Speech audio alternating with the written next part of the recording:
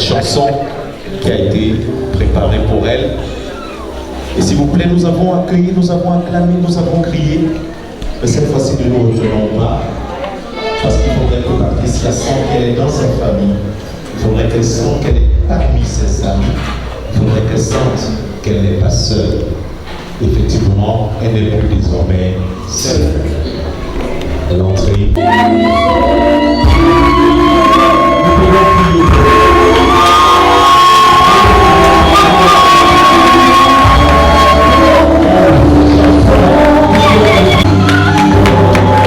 J'ai l'impression que tout le monde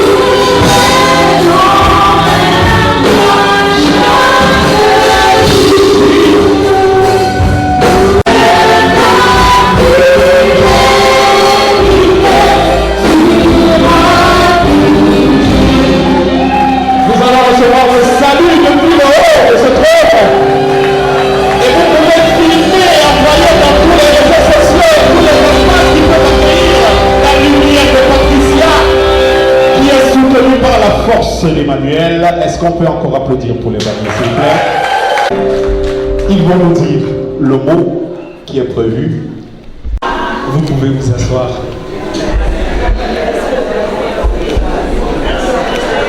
Merci beaucoup d'avoir voulu nous honorer en ce jour, en vous déplaçant, en prenant de votre temps pour venir célébrer ce jour heureux avec nous.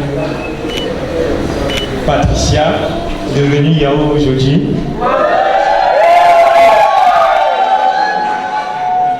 Et moi, Emmanuel, avons concocté pour vous, je ne sais pas si je vais appeler un récit, un chant. Tous les deux, on aime le Seigneur, on aime aussi la musique. Et du coup, nos paroles, on va les chanter, vous les expliquer, parce que ils représentent pour nous toute l'histoire de notre vie. Comment est-ce que Dieu a manifesté envers nous son grand amour et sa fidélité.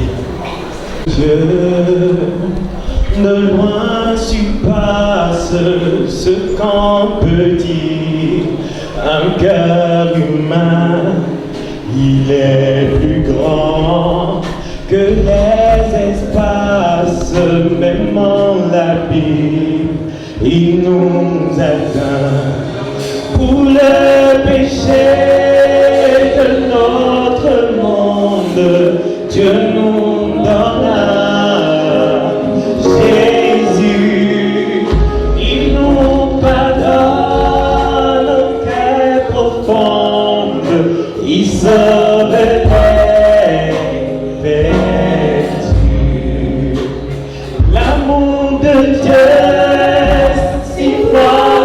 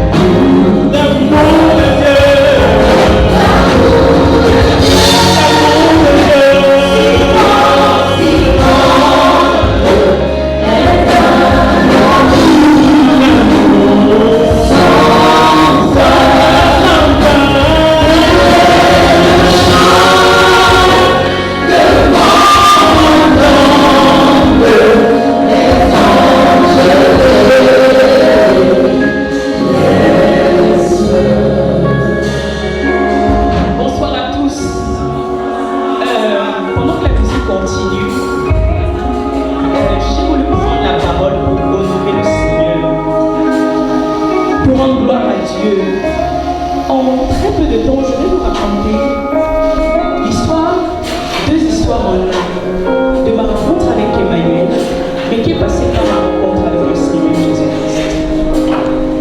Je pense que beaucoup d'entre vous ici me connaissent.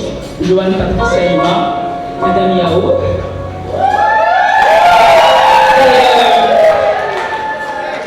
J'ai eu la grâce d'être élevée par de très bons parents. Monsieur et Madame Lima, j'aimerais qu'on les applaudisse. Ce sont des parents qui nous ont très tôt appris la voix du Seigneur. Donc très petite, on est allé à l'église, on fait l'école du dimanche. Je pense que maman c'est quelque part. Et on a été élevés dans ces voies. Et je voudrais juste relever deux choses. Vous savez, dans nos vies, on a tous des événements qui sont marquants. Pour certains, c'est le jour où ils ont trouvé leur premier emploi. Pour d'autres, c'est peut-être le jour de leur mariage. Et oui, je confirme que c'en est un pour moi. Mais il y a quelque chose qui s'est passé en 2016 quand je suis arrivée en France. En fait, pour vous dire, je suis la dernière d'une famille de 4. J'ai 4 merveilleux frères, Pauline, Amélie. Je pense qu'ils sont là, s'ils peuvent juste faire un coucou. Je vous aime très très fort. Et on grandit dans cet environnement avec de très bons frères, de très merveilleux parents. J'ai très vite et de façon très inattendue, mes parents sont des personnes très hospitalières. Et donc, un jour en accueillant plusieurs personnes, de façon très fortuite, je suis entrée dans la chambre de l'une de ces personnes que nous hébergeons à l'époque, et je suis tombée sur des contenus qui ont détruit complètement ma vie. C'est-à-dire, ça a comme réveillé un sens en moi. Je parle des contenus immoraux, des contenus pornographiques. Et ça m'a totalement détruit parce que pendant plusieurs années, j'ai été très liée par l'immoralité sexuelle. Et beaucoup ne le savaient pas. Parce qu'en plus, moi j'allais à l'église. J'étais très fidèle. Je suis un membre de la chorale. À la chorale, je faisais partie des pianistes. J'allais à l'église, mais au fond de moi, je savais qu'il y avait quelque chose qui me manquait. En plus, j'étais liée par le péché. Je n'arrivais pas à me contenir. Je n'arrivais pas à ne pas dire la vérité. J'avais une image que je voulais préserver et que je voulais montrer au monde. Et à cause de ça, je me suis retrouvée dans des mensonges. Je me suis retrouvée parfois à voler de l'argent de mes parents pour pouvoir prétendre donner une image. Mais l'événement qui a marqué ma vie en 2016, c'était quand je suis arrivée un jour dans ma chambre d'étudiante à Compiègne, parce que de profession, je suis ingénieure en assurance qualité. Et un jour, il y a des jeunes qui sont venus me voir. Ma famille m'avait invité à un anniversaire. Et je suis partie. Et j'ai écouté l'évangile. C'était comme la première fois. Quand j'avais grandi, dans un environnement où on en parlait tous les jours. Mais je ne sais pas ce qui se passait. J'étais comme voilée. J'écoutais des choses. Je participais même à des campagnes. Mais j'étais voilée. Et surtout ces jeunes, ils m'ont parlé de Jésus-Christ. Et ils m'ont invité à une retraite. Déjà, quand ils m'ont parlé de Jésus, je leur ai dit, écoutez, moi je suis petite fille d'un apôtre, fille d'un ancien. Je ne vois pas ce que vous allez venir m'apporter. Parce que tout ce que vous me racontez là, moi je suis née dans ça. Et j'étais dans beaucoup de théories. Je connaissais la Bible parce que je la lisais. Je l'ai lu, on m'a appris à la lire très jeune. Mais au fond de moi, je n'arrivais pas à me détacher du péché. Et c'était compliqué parce qu'il y avait une dichotomie entre ce que je disais et ce qui était ma vie. Et je vous assure, j'en pleurais parfois. Mais Dieu, dans son amour, a permis qu'un week-end, avec des jeunes, on se retrouve. Et là, je rencontre beaucoup de mes camarades de prépa vote en France, à Thionville, c'est dans l'est de la France. Et j'arrive, je rencontre beaucoup de personnes avec qui j'étais en prépa. Pour vous dire, on m'appelait le pasteur à l'école à l'époque. Parce que beaucoup estimaient que par rapport à eux, j'avais une vie correcte. Et quand je suis arrivée là-bas, j'ai vu plusieurs de mes camarades qui avaient été changés par le Seigneur, dont la vie avait été totalement transformée. Et pourtant, à l'époque, j'étais le pasteur. Et j'étais choquée. Comment c'est possible que moi, après tout ce temps dans l'église, que je n'étais pas la même chose? Et je sentais qu'il y avait quelque chose qui me manquait. Et ce jour-là, le frère qui prêchait a posé la question, qui veut donner sa vie c'est. Je vous assure, j'ai d'abord réfléchi, ouais, je suis même baptisée, je suis, mais c'est vrai que ma vie ne reflète pas la parole de Dieu. Il y a quelque chose qui me manque. Et le Saint-Esprit m'a convaincu de péché, de justice et de jugement.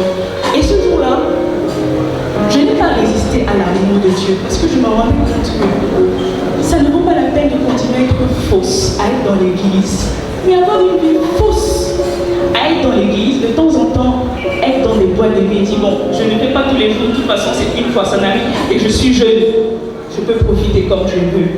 Mais ça ne m'a pas aidé. Et ce jour, quand j'ai répondu à l'amour du Seigneur, je ne sais pas comment vous expliquer, mais je n'ai plus jamais été la même.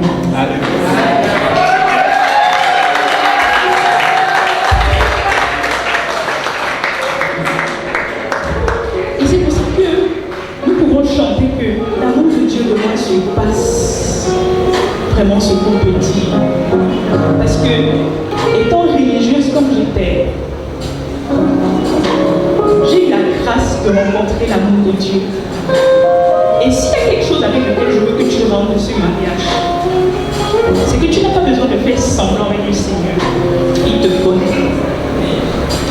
Amen.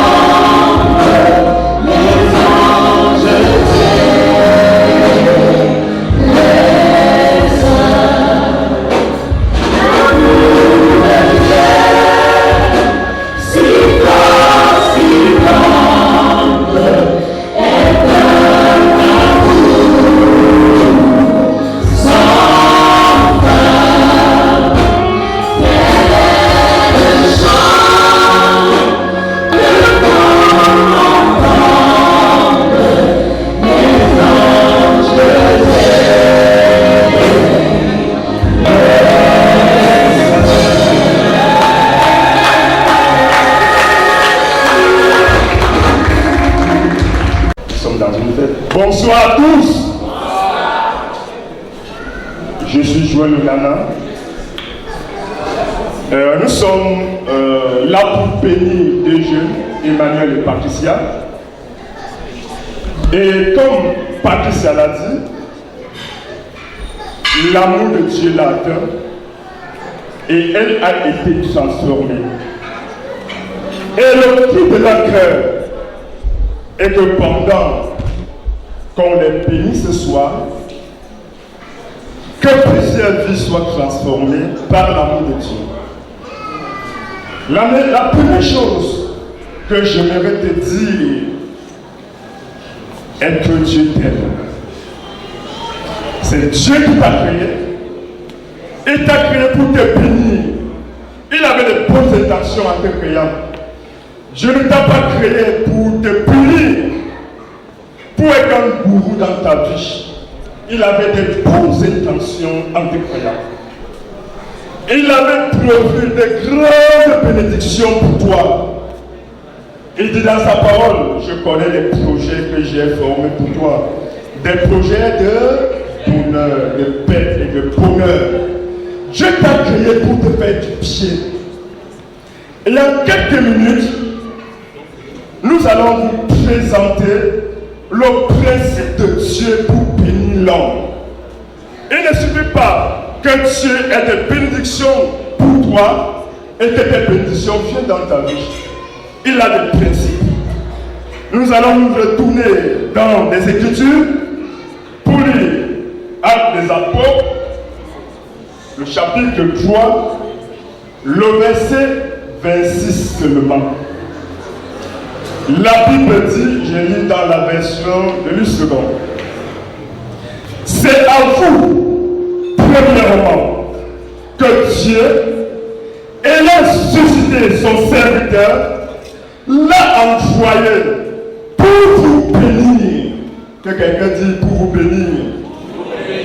Que quelqu'un dise pour vous bénir. En détournant punissant chacun de vous de ses iniquités. Comment Dieu punit l'homme? La première chose, il se préoccupe à détourner chaque homme de ses iniquités. Toi, homme, ne te sais-tu pas que tu vas continuer à vivre dans le péché et t'attendre à la bénédiction de Dieu? C'est pas possible.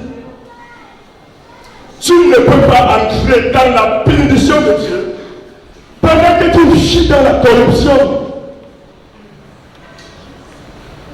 Non, c'est pas possible. Tu ne peux pas entrer dans la bénédiction de Dieu pendant que tu es un adultère. Tu laisses ton épouse à la maison, tu as un deuxième bureau. Peut-être que dans cette salle, tu es assis avec un deuxième bureau. Tu es une jeune fille, tu n'es pas mariée. Tu as le sexe avec des hommes. Et tu t'attends à ce que Dieu te bénisse. C'est pas possible, je suis désolé. Tu es un jeune homme, tu n'es pas marié. Tu couches avec des femmes. Et tu t'attends à la bénédiction de Dieu. Non, c'est pas possible. Tu consultes les marabouts. Tu as des protections, des canaries pour te protéger, des écorces, des talismans pour te protéger. Et tu t'attends encore à la protection de Dieu. Tu te trompes. Dieu a envoyé Jésus-Christ pour te bénir. Il est venu pour te bénir. Et la première chose qu'il fait dans ta vie est de te détourner de tes péchés, de ta bonne manière de vivre, de te détourner de tes vols, tes multiples vols, tes mensonges. Oh, tu es dans quel quartier le ciel au le soir? Oh, tu es à Damas. Tu t'attends à la bénédiction de Dieu. Tu es perdu. Prenons l'exemple avec les mamans dans la salle. Tu as préparé la nourriture pour tes enfants. Chacun doit apporter un plat pour servir. L'un de tes enfants apporte un pispote. Maman, serre-moi ici.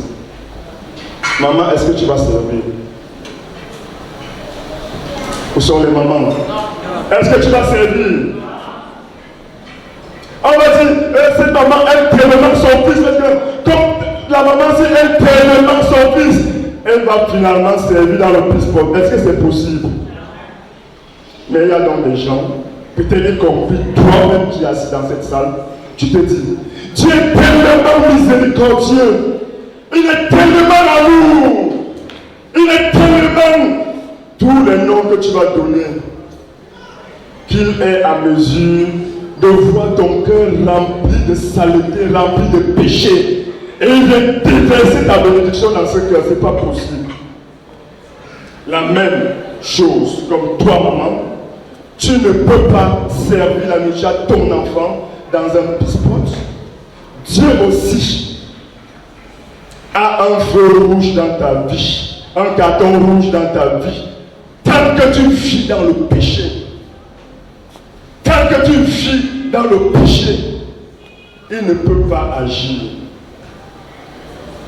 La Bible dit, dans Isaïe 59, verset 1, 2, 3, non, la main de l'Éternel n'est pas trop courte pour sauver, ni son oreille trop dure pour entendre, mais ce sont vos fautes, ce sont vos péchés qui dressent une barrière entre vous et votre Dieu et l'empêchent de vous écouter. Arrête de te séduire. Tu peux aller vivre dans le péché et t'attends à avoir une communion avec Dieu. Que tu vas aller vivre dans le péché, dans l'hypocrisie, même dans l'église. Tu chantes dans la chorale, tu es un prédicateur, un homme de Dieu, tu es un titre de prophète, apôtre. Tu vis dans le péché. Ton titre ne transforme pas le péché en sainteté. Ta position à l'église ne transforme pas ton péché en sainteté. Il n'y a pas un péché pour les fidèles et un péché pour les pasteurs. Quel que soit ton titre, si tu mens, ton titre n'a pas le pouvoir de transformer ton mensonge en vérité. Ce mensonge demeure mensonge. Et nous sommes ici pour te dire, tu as péché, c'est vrai. Il y a quelque chose que tu peux faire. L'amour de Dieu est disponible pour toi. Cet amour qui atteint plusieurs, qui a failli plusieurs, cet amour conquérant. Quand tu découvres cet amour, tu es juste comblé. Cet amour conquérant de Jésus-Christ qui est venu mourir à la croix pour que toi et moi, nous soyons sauvés. Mais si tu fais la délicatesse de rejeter l'amour de Jésus pendant que tu es vivant, après ta mort, je peux te rassurer d'une chose, les flammes de la vie vont t'accueillir et tu vas brûler éternellement. Si pendant que tu vis, tu rejettes Dieu comme son sauveur, tu rejettes Jésus, tu rejettes l'amour de Dieu, après ta mort, les flammes de la vie vont t'accueillir et vont t'embraser éternellement. Parce que tu as refusé l'amour de Dieu. Le sang de Jésus qui est disponible pour effacer tes péchés, tu as rejeté. Mais ce soir, tu peux dire à Jésus-Christ, je reconnais que c'est de moi que tu parles. Je suis un religieux, ou bien, je suis un reprograde. J'avais commencé à servir Dieu. Chemin faisant, j'ai abandonné ma communion avec Dieu. Je suis resté dans les activités. Je suis resté avec ma tête, le cœur vide, la tête pleine. Je suis resté avec le cœur vide, la tête pleine. Seigneur, je veux me restaurer à toi. Où tu m'as dit, Seigneur, je ne t'ai jamais connu. Je n'ai jamais connu une transformation qui vient de la rencontre avec Jésus-Christ. Ce soir, je veux connaître que c'est Jésus-Christ. Je veux expérimenter cet amour qui va effacer tous mes péchés et qui va me garder dans la sainteté. La grâce de Dieu est suffisante pour te garder dans la sainteté. Ce que tu attends de toi, c'est de te déverser sur cette grâce. Si tel est le cri de ton cœur, baisse ta tête. Nous allons prier juste avec toi. Tu veux te repentir. Tu veux reconnaître devant Dieu que jusqu'ici, ta vie a été hypocrisie. Et tu veux venir à Dieu. Baisse ta tête. Je vais te prêter des mots pour parler du fond de ton cœur à Dieu qui t'a parlé. Nous prions. Seigneur éternel, je reconnais, avec cette parole qui vient de sortir, et avec la vie que je mène, que je suis un pécheur perdu, en route pour l'enfer. Mais pas ton amour conquérant. Tu m'attends dans cette salle. Seigneur, je regrette